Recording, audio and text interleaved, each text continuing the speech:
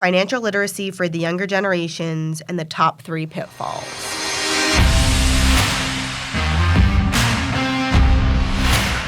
Thank you for joining us here on the Nitty Gritty of Real Estate podcast.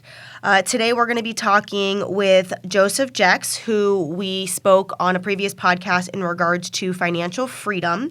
And today we're going to be talking about financial literacy for the younger generations, specifically what are the top 3 pitfalls that people can fall into. Welcome back. Thank you. Awesome. So today we're going to be talking about the pitfalls. And so we know that some of our younger generations, specifically millennials and younger, some of the older generations have dealt with this, but we've noticed it mostly with millennials.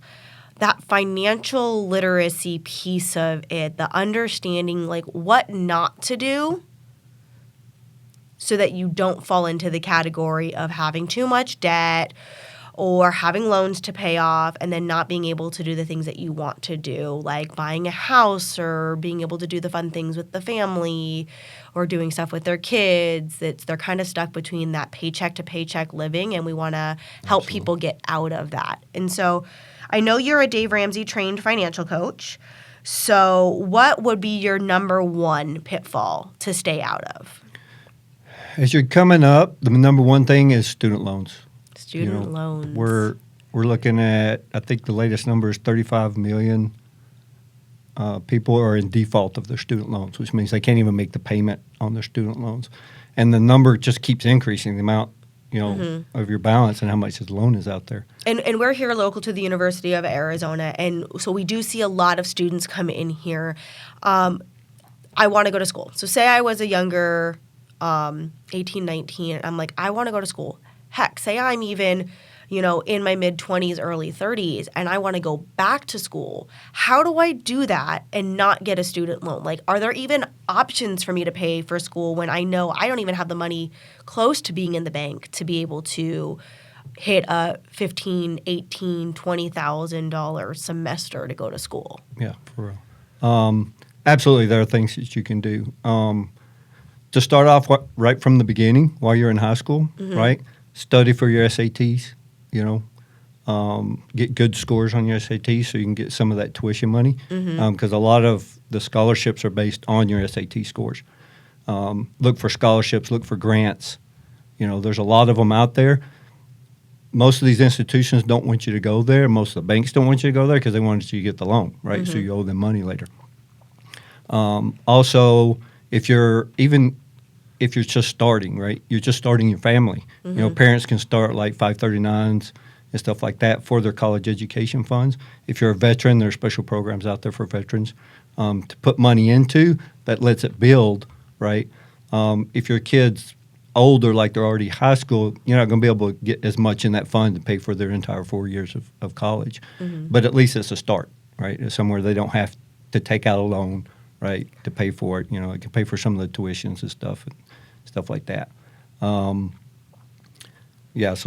loans and grants, the college education funds, get those started early, and then, your SAT scores.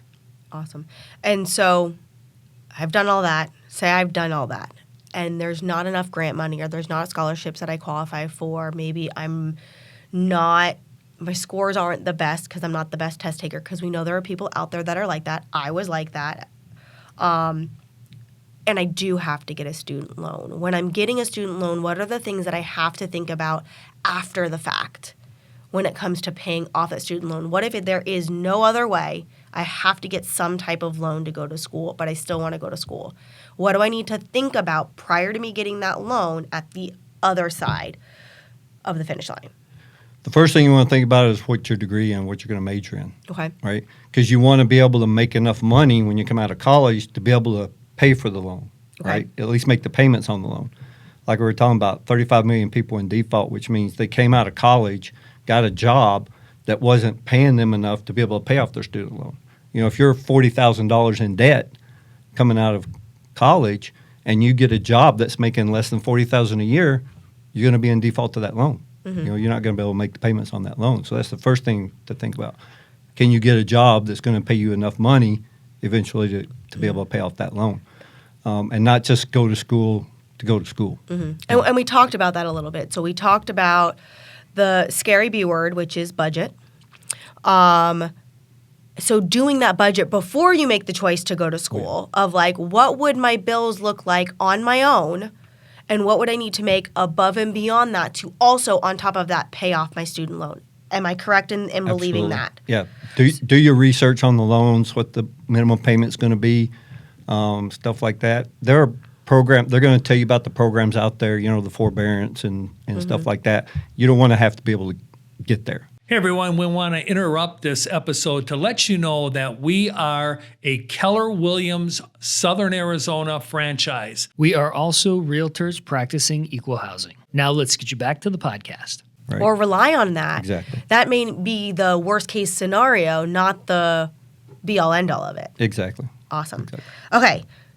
So we talked about student loans. We don't want them, but if we have to get them, we have to make a plan in advance once we get them. What's number 2? Number 2 is going to be credit cards. The credit card, the scary credit card, or not so scary depending on everything, but that scary credit card with the 30% APR on it that you're having to pay. What advice can you give for credit cards, for those of us who have to use them every once in a while for an emergency? If you have to use a credit card, it's because you didn't budget. Right? You don't know where your money's going. All you know is, hey, I've got a piece of plastic. I can put some money on it, and it's the default, right? Oh, I can pay that off later, right? Without the thought of, oh, here's my budget. Here's what I can afford. I really can't afford to use a credit card because I'm going to have to make that payment eventually anyway. One of the major ones that I see, the kickback I get is, oh, I just use it. I pay it off every month. I use it, and I get the points or I get the air miles. Right, and we talked about people taking advantage of you. Every time you swipe that credit card, right, they're taking advantage of you. If they're not taking advantage of you, they're taking advantage of somebody else because somebody's got to pay for those points, right? It's not a good mindset to be in that, hey, I'm going to pay off the balance at the end of the month, right? The credit cards are counting on the fact that you're not going to. Yes. You tell yourself you're going to, but you don't have a written budget. You don't know where your money's going, and all of a sudden now it's going to all these credit cards. Right. So again, we're back to the budget. Yep. So sounds like key word so far for the day is budget. Budget. Awesome. Okay. So credit cards, we don't want to use them. What's pitfall number 3? That's your car payments. Car payment. Oh, I got to have the Cadillac, or I got to have the Jaguar. Got to have a car that looks good for all the people, or my fraternity, or whatever that you're in. It's the status symbol. Right, you want a car that's going to be a status symbol. That's not very feasible unless you have cash, right? I mean, if you can afford that, because now you're going $40,000, $50,000, $60,000 in debt, right? And now somebody else has control of your money. Yeah. Right, not you. Your depreciating asset. It's not your car until you pay it off, right? It belongs to the bank or the finance company. Essentially, if you do need to get a car payment, pay it off and hold on to that car for at least a little while so that you don't have a revolving car payment. Yeah. Go with a car that that's a good car, that you're not going to be putting a lot of maintenance into. Otherwise, that defeats the whole purpose. So you don't want to get like a clunk or anything. But for a couple, $2,000, $3,000, $4,000, if you've done your budget and you got the cash, you can drive a nice car that's going to get you around. Yeah. Without having that status symbol. Well, and we do know that car payments are inevitable because you do have to buy a vehicle, but doing it the right way, kind of like with a student loan. A student loan, sometimes, depending on what your status is, might be inevitable, but if you have a plan to pay it off, it's more of a bite-sized chunk instead of trying to eat the entire sandwich in one bite. Right. So we go back to your written budget. Your written know budget. Where your money's coming and where it's going. So it sounds like of the top 3 pitfalls, it really doesn't matter. None of it matters unless you have a budget. Yep. And so if you don't know how to do a budget, can they reach out to you and can you help them with that? Absolutely. Is that something you can help them with? That's the first step we always do with all our clients. Okay, and so how do they get a hold of you if they need to? Through my website. There's a link. There's a Calendly link there for a free consultation. Gotcha. It's a 1-hour consultation, and we figure out if we're a good fit. We figure out if you have a budget. If not, that's the first plan that we do is get your budget written down so that you see it. You're looking at it at least once a month, but preferably weekly. Gotcha. Right? So as your bills come in and go out, you know where your income's sitting at. And so I'm going to ask you a kind of off-the-cuff question. If you don't fall into any of these 3 pitfalls, what could that mean for your future when it comes to what's next? What's the other big debt that you could be getting, but you may not be able to if you fall into these 3 pitfalls? Your mortgage. Your mortgage. So buying a house. Yes. Buying a house, we know that is the biggest financial decision that anybody ever makes. But if you are leaning on a credit card, or you have student loans that you didn't make a plan for, you have a car payment because you need to have that fancy 2024 Bronco or Cadillac or Mercedes or Tesla or whatever vehicle makes you happy, you may potentially fall into that pitfall of not being able to afford a house. And we know that that is something that is one of the biggest financial decisions, and it's that security piece, and is why a lot of us are in real estate, because we love that piece of the puzzle of making sure that we can help somebody find their forever homes. That's one of the first thing mortgages look at. They look at your income to debt ratio. And if you don't have your budget, you don't know what that ratio is. And a lot of times it's 30%. If you got more than 30% of your income going out to debt, mortgage companies usually don't even want to do business with you. Well, it's good to know. So essentially they could start with having a conversation with you, figuring out their budget, getting some coaching in regards to that. If they've fallen into these pitfalls and they need a little bit of help, everybody needs a little bit of help. We understand it. It's not a bad thing. It is where we are right now.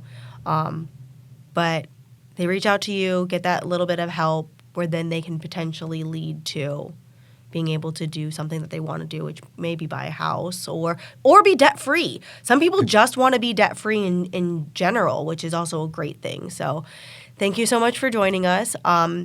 If you like what you hear, please like and subscribe, and we'll catch you guys next time on the Nitty Gritty of Real Estate Podcast. Thank you for listening and watching the Nitty Gritty of Real Estate podcast here with the Tom J. Krieger team of Keller Williams, Southern Arizona. If you are interested in buying a home, selling a home, or even investing in real estate, we have 5,000 agents across the country that we can connect you to. If you need any free resources, feel free to check out our website at www.thetjkteam.com. We hope you have a great day.